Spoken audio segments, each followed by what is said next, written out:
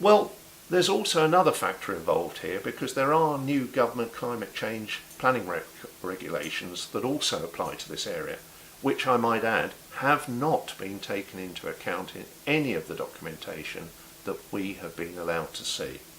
And that makes it mandatory to take into account the significant rises of the Thames and Ash volumes over the next 30 years, and the effect of severe weather events which now impact on vulnerable developments. And there are vulnerable developments around here. There's residential property surrounding much of the site, and of course we've got a mobile home park which is highly vulnerable to flooding, and that is in the government's own definitions. And that, rather than a 1 in 100 year event, which has been in the past the yardstick for river flooding, it now is 1 in 30 years. And again, all this stuff is mandatory, but it's been completely ignored by both Surrey County Council planners and CEMEX in their proposal. Here's another aspect that we haven't seen any sight of.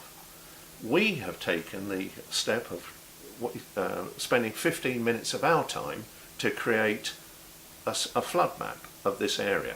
This is on the Environment Agency's own website. You can do this yourself at home. But again, there's no mention of these flood maps or the results of them in any of the submissions. And what I'd like to show you here is the area marked in red is the Watersplash Farm development area. To the west is the A244 and Shepperton. To the southwest is Marshall's Roundabout. To the south we are heading in that dark blue area off past the estates down to the river. What is this telling us? Well, the areas that are in purple, darkest on this screen, are all flood zone 3, which means by the Environment Agency's own yardsticks they're all highly liable to flooding. The hatched area in the middle of the Watersplash development, all that denotes is that it's still a zone 3 high risk area, but it would benefit from flood defences.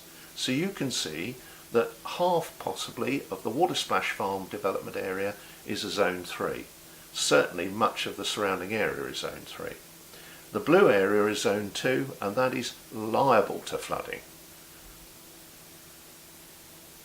Surprisingly, this map has not been reproduced anywhere in the Surrey County Council work or the CEMEX proposal. I wonder why. The other thing we have to note is that the existing groundwaters, this is a diagram showing us before the development.